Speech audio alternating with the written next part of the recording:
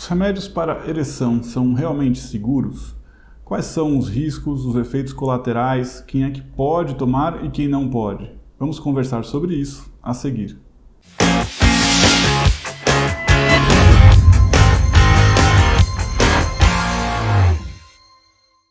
Olá, meu nome é Paulo Esteves, sou médico urologista e andrologista.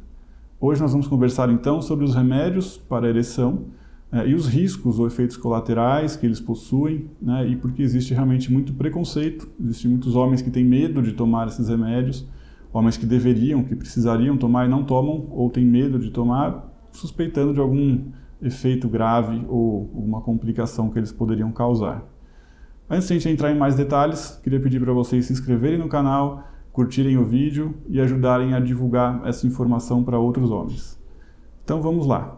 Os remédios para ereção já não são nenhuma novidade, eles já existem há mais de 20 anos, desde o primeiro que foi feito, que foi a sildenafila, dentre vários outros, todos da mesma família, eles pertencem à classe dos inibidores da 5-fosfodiesterase, então tem vários outros semelhantes, a tadalafila, vardenafila, udenafila, lodenafila, todos são muito parecidos no seu resultado, no seu efeito.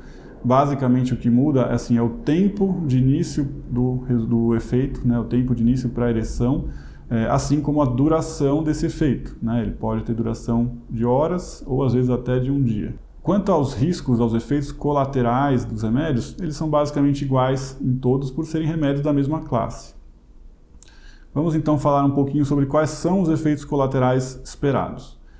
Alguns efeitos são bastante comuns e são leves, então não devem trazer nenhuma preocupação, que são basicamente cefaleia, ou seja, dor de cabeça, congestão nasal, que seria o nariz entupido, e o rubor facial, ficar com a face avermelhada.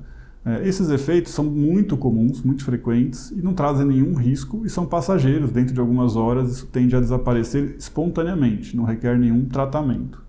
Além desses efeitos, também tem alguns outros que são frequentes, que é dor muscular, dor lombar ou dor no estômago. Também não são graves, não são sinal de nenhuma doença, de nenhuma situação de emergência e desaparecem com o passar do efeito do remédio. A maior preocupação que faz com que muitos homens não tomem esse remédio consiste realmente num preconceito que existe com relação à segurança dos remédios do ponto de vista cardiovascular. Ou seja, se eles teriam algum risco para o coração, se pessoas que já tiveram um infarto ou que têm algum problema cardíaco, uma arritmia, uma insuficiência cardíaca, se eles podem tomar esse remédio ou não, além de pessoas que têm hipertensão, enfim, outras situações, outras condições clínicas, se existiria algum risco, alguma contraindicação. Isso não é verdade, tá? Isso não é um medo justificado. Nenhuma dessas condições impede o uso da medicação. Tá? Então, pacientes que têm problemas cardiovasculares podem tomar esses remédios após, claro, uma avaliação de um médico e uma prescrição médica. O que não pode, o que é uma contraindicação formal, que é bastante conhecida, que está na bula dos remédios, que todos os médicos sabem, é com a associação desse remédio a um outro tipo de remédio que é usado para alguns casos de angina ou de insuficiência cardíaca, que são os remédios à base de nitratos. Tá? Então a gente tem dois mais famosos, que são o mononitrato de isosorbida e o dinitrato de isosorbida. São remédios que são basicamente vasodilatadores também e não são tão frequentemente utilizados, mas quando são utilizados pelos pacientes, isso contraindica o uso dos remédios para ereção. Se você utilizar os dois simultaneamente, aí sim poderá ocorrer alguma complicação grave, geralmente uma hipotensão severa, e pode ter alguma complicação cardiovascular séria, então esse uso é realmente proibido. Fora isso, não existe nenhuma outra medicação que seja uma contraindicação formal, que não possa ser utilizado, nem nenhuma condição de saúde que impeça. O que existe, claro, como qualquer outro remédio, qualquer medicação, são pessoas que têm alguma sensibilidade, alguma alergia a algum componente da fórmula do remédio. Isso acontece também com antibióticos, com analgésicos, com anti-inflamatórios, então isso não tem como saber previamente, só após o uso, mas em geral são reações leves e controladas. O único realmente risco de situação grave é, como eu falei, no uso dessas medicações à base de nitratos.